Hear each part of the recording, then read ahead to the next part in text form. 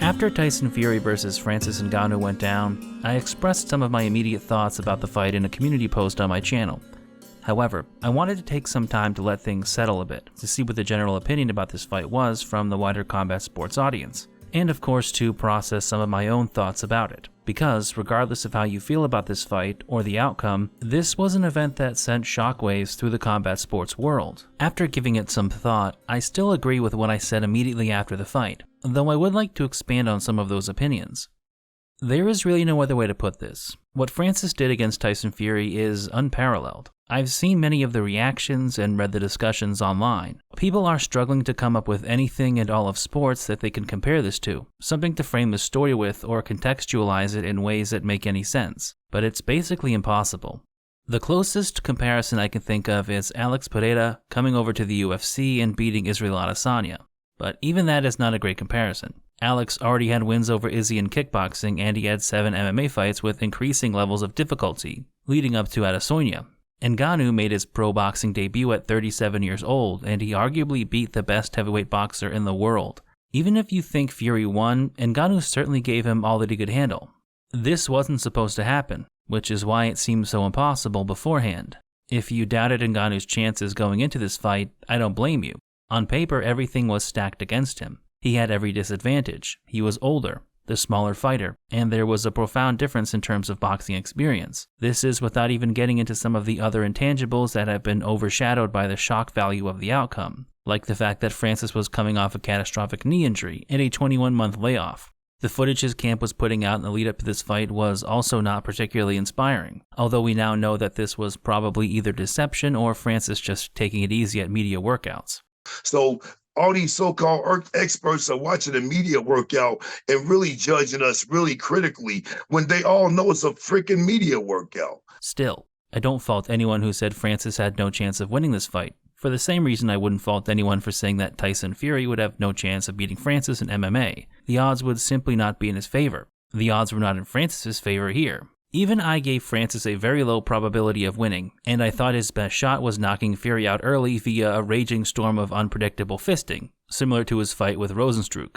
I couldn't have predicted that Francis would look like a legit top 10 boxer after basically 3 months of training though. Who could have, knowing what we knew at the time? Not to brag, but I did think Francis might be able to do some things that could make the fight interesting or potentially competitive.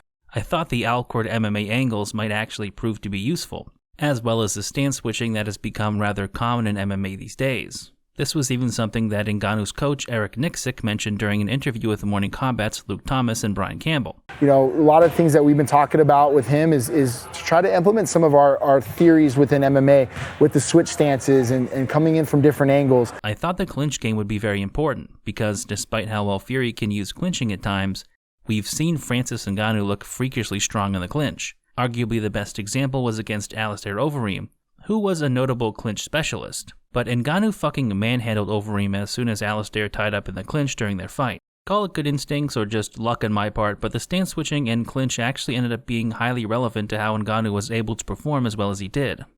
Now, I'm not going to break this fight down in detail. Far more knowledgeable people have done much better jobs of that than I ever could. More importantly, for me, I don't think the score was all that material to what we've seen unfold in the aftermath. Aside from the question about the illegal elbow and whether that should have been a point deduction, I don't think there was a robbery here. 95-94 Fury, 95-94 Ngannou, even 96-93 Fury, they're all okay scores in my book. I can certainly see the argument that in terms of boxing scoring, i.e. the 10-point must system where performance in individual rounds is the deciding factor, you can give the fight to Fury. But show this fight to anybody on the street. Show them both men's faces afterwards. Then ask them who won the fight. If you treat this fight as it was billed, which was a baddest man on the planet contest, not a who technically edged out more rounds contest, who won? Who won that fight as a whole? Who had the most significant moments? Who did the most damage? In all of those cases, it was Francis. He didn't even look like he had been in a fight, whereas Tyson Fury's face was covered in bruises and cuts. It wasn't lopsided, but if I look at that fight in totality and score it by pride rules, if you will, I think Francis won. I think it says a lot that Fury was the one trying to fight dirty. He was throwing elbows and shooting for double leg takedowns. Francis was a physical force out there though, and he didn't let any of that shit fly. I think we all knew that Francis had the power to hurt Fury, to knock him down even. He does hold the world record for hardest punch after all. His punch is the equivalent to 96 horsepower, which is equal to getting hit by a Ford Escort going as fast as it can. But we've seen Fury eat shots from Deontay Wilder and get up, then win those fights. And I don't know if Francis hits harder than Deontay Wilder because we only have one point of comparison, but Fury genuinely seemed bothered by Ngannou's power. You can see it on his face at times when Ngannou would land what we wouldn't consider a full power shot by Francis's standards, and Fury had this look on his face like, what the fuck was that? And I think that actually made a big difference in the way he acted in the fight. On top of that, Francis clearly has an ungodly chin. It hasn't really been talked about much before this, but he's shrugged off some hellacious shots in his career. Against Fury, it didn't seem like anything could even faze him. Even the illegal elbow didn't stop him, it just looked like it mildly annoyed him. Not only does Ngannou have historically significant punching power in MMA and now boxing it seems, he probably also has one of the best chins in combat sports history, which frankly just seems unfair to everyone else. But even more important than his chin or punching power was Ngannou's physical presence when they tied up. Francis is maybe technically smaller than Fury, but the guy is built like a superhero who was designed to fuck your girlfriend. I'm totally married and about 150% straight, 149. Look at his back. His traps look like he's got two ball pythons chilling on his shoulders. It's ridiculous. That absurd physicality combined with his experience from MMA was massively important in the clinch, because he was able to mitigate Fury using his own frame and weight to lean on Francis, and Ngannou even landed some good shots on the inside. Honestly, it makes me think back to some of those earlier oddball proposals of mixed rules fights with 4-ounce gloves or dirty boxing in the clinch. Had this fight occurred under those circumstances, I think it would have gone far worse for Fury in retrospect. When you realize just how handicapped Ngannou was going into this fight, at least in terms of not being able to use the true breadth of his abilities, it makes the performance even that more astounding. It also illustrates something that I've been saying for a while about Francis. His ability to learn and pick up new skills is probably unrivaled in combat sports. The guy didn't even have his first MMA fight until he was 27 years old, with no prior combat sports experience unless we count fighting malaria. Within 5 years, he gets a title shot, then gets repeatedly taken down and dominated for 5 rounds. Over the next 3 years, he studies wrestling to the point that when he fights Stipe again, he doesn't just stuff the takedown, he ends up taking Stipe down. Then in his next fight, he falls back on his newly acquired wrestling skills to beat Cyril Gane because he has a blown-out knee. Now, at 37 years old, he manages to become a world-class boxer in the span of between 3 to 6 months. This guy has the ability to learn and grow at a rate that is genuinely unlike anything I've seen. It is borderline, savant, superhuman territory. Luke Thomas made this point recently, but if you look at all of the decisions Ngannou has had to make in the last 2 to 3 years, the treacherous waters where one wrong move, even a minor one, could have been disastrous. Francis has been able to navigate it extremely well. He's been able to outsmart and outmaneuver multiple organizations at almost every turn. We can only guess why they underestimated him, but the truth is he's a highly intelligent and circumspect individual who has a team of other geniuses around him helping him come out on top. You have to give credit to those guys too. Eric Nixick and Dewey Cooper are wizards with what they've been able to do. Between this fight and Sean Strickland versus Israel Adesanya, I have to imagine a lot of people are going to be beating down the doors of Extreme Couture. We also have to consider Markel Martin. I remember as recently as earlier this year, people were saying Francis's manager had ruined his career, that he would never get a boxing fight, and so on and so forth. Markel proved them 100% wrong. He and Francis were able to make those deals that seemed far-fetched at the time. That kind of brings me to my next point, actually. We've seen the dust settle a bit on this fight. The initial shock has subsided, and now we're trying to take stock of what this really means. Where do we go from here, and what fight should be made? The first thing I want to say is, Francis Ngannou is in a position that no other MMA fighter has ever been in before. That was true to a certain extent before this fight, but it is undeniably true now. He might have become the biggest star in combat sports overnight. Even if Ngannou isn't bigger than Conor, he has opportunities in front of him that even Conor never had in his career. You have every boxer in the heavyweight division, every MMA fighter wants to be a part of the Francis Ngannou business now. I still personally believe that the biggest fight Ngannou could make would be against Jon Jones, and I think it's even bigger now than it was when they were trying to make it last year.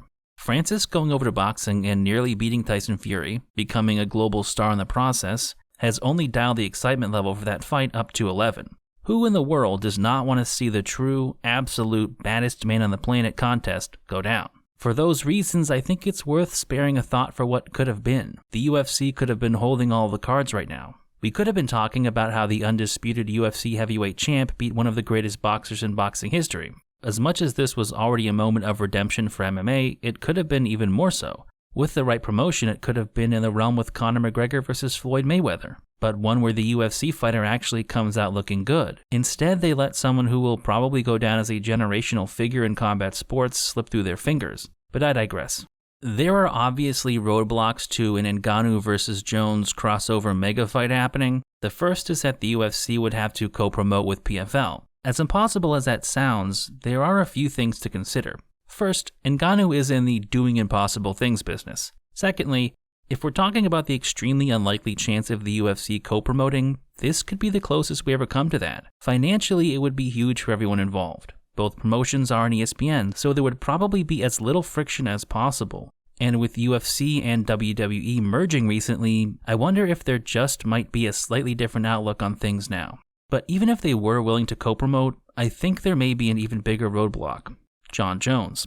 It's really no secret that Jon Jones was afraid to fight Ngannou. Despite all of the revisionist history, he ducked Francis for 3 years, and only made his move to heavyweight after Francis was literally out of the promotion. Personally, I've always been of the opinion that Francis is a very bad stylistic matchup for Jon for a variety of reasons, and I think Jon probably came to the same conclusion sometime around the Stipe rematch/Gane fight. But watching Francis go in there and hold his own with Fury probably only confirms those conclusions to a guy who has historically struggled with rangy boxers. Now you're going to fight a guy who is bigger and longer than anyone you've ever fought before, who has honest-to-God top 3 at worst power in the world, couldn't be knocked out with a fucking crowbar, can stop Stipe's takedowns, and is now a top 10 boxer. Jon wants no part of that, especially when you consider he just tore his pec and was planning to retire after the Stipe fight anyway. So, as much as I still believe that this would be the biggest fight Francis could make, I think the odds of it happening are astronomically low. Where does that take us next then? The two suggestions that everyone keeps making are Anthony Joshua and Deontay Wilder. Eddie Hearn has been straight up calling for Ngannou versus Joshua, possibly in some kind of insane Rumble in the Jungle 2 style fight. Now I'm looking at it and I'm thinking Francis Ngannou against Anthony Joshua, perhaps in Africa, perhaps the Rumble in the Jungle 2, is one of the biggest fights in the history of the sport. Possibly in Saudi Arabia. To be fair, he also doesn't think Ngannou makes it 6 rounds against Joshua, which seems a bit delusional to me, but you do what you gotta do to sell a fight, I guess. I mean, I think if Ngannou shows up against Joshua the way he did against Fury, Joshua's probably going to sleep, but anything is possible in combat sports, as Francis himself has proven.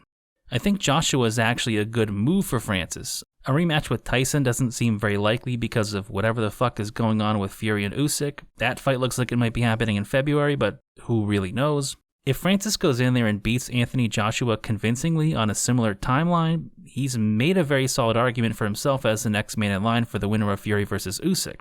Even if that fight isn't possible due to some boxing politics or rematch clause, Ngannou versus Joshua has potential to be massive, especially if you put that in a soccer stadium in the UK, or you take it to Nigeria, or you do what seems to be the increasingly popular thing in boxing and set it up in Saudi Arabia. We're talking about massive amounts of money for everyone involved. The other option here is Deontay Wilder, possibly in MMA. As strange as that sounds, I'm inclined to believe this is becoming increasingly possible. We know the subject of some kind of MMA or mixed rules fight between Ngannou and Wilder has been something both parties have had legitimate discussions about, and Francis has even claimed that Deontay has been doing MMA training for a while. Deontay Wilder, for a couple months, for a little while now, been training MMA. Oh, really? Oh yeah. What that fight would look like is really anyone's guess. If you're Deontay Wilder, would you rather have every advantage you could get by boxing Ngannou, even with the potential risk to your career and reputation? Or are you inspired by his performance and think you could go into Ngannou's world and pull off a crazy upset? Personally, I think it would be a bad idea to take that fight in MMA because Deontay is just too small for heavyweight when you factor in grappling. His frame works in boxing because he has the nuclear option, and I think his freakish proportions could actually be strangely interesting at 205 or even 185. But against Francis, I think he's just going to get overpowered and mauled on the ground without much resistance. Really, it would happen against any heavyweight if we're being honest. Boxing is a different story, but even there I would kind of have to favor Francis. Their power is similar, but Francis has a better chin from what we've seen. If they get into a shootout, I see Francis winning, and he can also use his strength in the clinch to manhandle Deontay. Regardless, I can't say I hate the idea of watching them duke it out. Who in boxing or MMA could? Francis's manager recently said that Ngannou's decision for his next fight was 90% done, and he was looking to fight sometime in the first quarter of 2024, which Francis also confirmed during an interview with TMZ. As I'm planning to fight potentially like twice next year, maybe February or March. With that said, as I was writing the script out, we started to get rumors about Francis potentially fighting in December, on the same event that Usyk vs. Fury was supposed to take place. This comes after Turki Al-Sheikh made a surprise appearance on the MMA Hour and claimed he had an offer for Francis. At the same time, we have Eddie Hearn claiming that he has reached out to Ngannou's team for a potential fight in December in Saudi Arabia as part of this whole Riyadh season thing. I'd like a bit more time promotionally to make that fight what it is, which is one of the biggest fights out there. But if that was the date that was offered, not a problem. Though it should also be said that Francis has recently stated December is too early for him and he's not interested in fighting Joshua. In fact, he is willing to wait for the winner of Fury vs. Usyk. That being said, as we saw from his negotiations for the first fight with Tyson Fury, Ngannou seems to like keeping his true intentions unknown to the public, while he takes care of business behind the scenes. So the truth of which fight he is seeking and who he might be leveraging against who remains unknown. By the time I'm done with this video, we might have an answer, but I'm not going to worry about the details on that too much. I don't think it ultimately makes a huge difference unless he really takes a step down in name value. What I would like to do is reflect a little bit on what this fight has meant for combat sports. When I made my last video discussing Francis signing the PFL deal, I said I thought it could go down as a massive mistake or one of the most influential decisions in MMA history. In the aftermath of this fight, I'm leaning towards the latter. I think this decision, coupled with other events happening in the MMA world, could have far-reaching consequences. A lot of this does have to do with the Saudis and the issue of sports washing, which is beyond the purview of this video, but the game has changed here. This fight almost certainly lost ungodly amounts of money, and it probably did poorly on pay-per-view for a number of reasons, but it's a drop in the bucket to the Saudis. They have almost incomprehensible amounts of money to throw at mega events like this, and whether you like it or not, the Gulf states trying to whitewash their reputations with sports is going to continue to happen, and it might change the framework of combat sports profoundly. As much as Francis is an anomaly, he proved that there is a path out there for fighters who want to take the chance. If you're a notable fighter and you can somehow find yourself in free agency, there are probably some dudes in Saudi Arabia who will be willing to throw more money at you than you've ever seen in your entire life, multiple times over. And let's not forget that the Saudis also recently invested $100 million into the PFL, so there is growing connective tissue there. I'm not saying we're going to see some gigantic shift, unless that Kung Lee lawsuit is a success, but I think some fighters have to be looking at this event, more so even than Tyron Woodley or Nate Diaz getting their bags, and they're starting to think there might be another way. As I said in my previous videos, it's really hard to predict what the outcome of any of this will ultimately be. I have no crystal ball, and we've seen numerous promotions crumble over the decades. Perhaps the status quo remains intact. We simply have to wait and see. For Francis, though, the result is undeniable. The money he made from this fight is life-changing, and it will likely only get better from here. He'll make more in the next fight, and if he wins, probably even more in the fight after that. He's looking at creating generational wealth that can make all of his dreams outside of combat sports possible. But more than that, he proved every point he had to prove. From little points like naming his promotion Gimmick Promotions, or trolling the haters with the custom Fumbled the Bag, to the truly monumental feat of actually showing the world that his dream of being a boxer was not a farce, as so many people told him it was over the years. And basically when I came up with my dream to become a boxer, I'm like, what the fuck is that? Who told you it's possible for you? Look at you. Look at where you came from. How is it possible? We could go on at length again about all of the trials and tribulations of his life that happened before he even got to the UFC. How he managed to win a UFC championship, which is already an extremely rare feat. Then fighting with his back against the wall, betting on himself and winning his freedom. Once he got that freedom, he was told that he had ruined his career, that he had fumbled the bag. Then he gets the impossible deal with the PFL done and people still doubt him. Then he actually makes the Tyson Fury fight, which seemed even more impossible, and people still think he has no chance of even being competitive. When the time comes, he goes out there and reenacts Rocky 1, but if Rocky didn't even struggle. When the Francis Ngannou movie is inevitably made, they're going to have to fucking tone it down a bit just to make it more believable. But that's Francis. As we've seen time and time again, the concept of impossible doesn't seem to apply to him. He is an anomaly. He's a glitch in the matrix. He is what Joe Rogan once described Ronda Rousey as, once ever in human history. Ngannou bends reality to his will, seemingly through sheer belief in himself. Yes, he is a genetic freak. He is a specimen of human physicality. He's every descriptor or superlative you could apply to him. They're all true.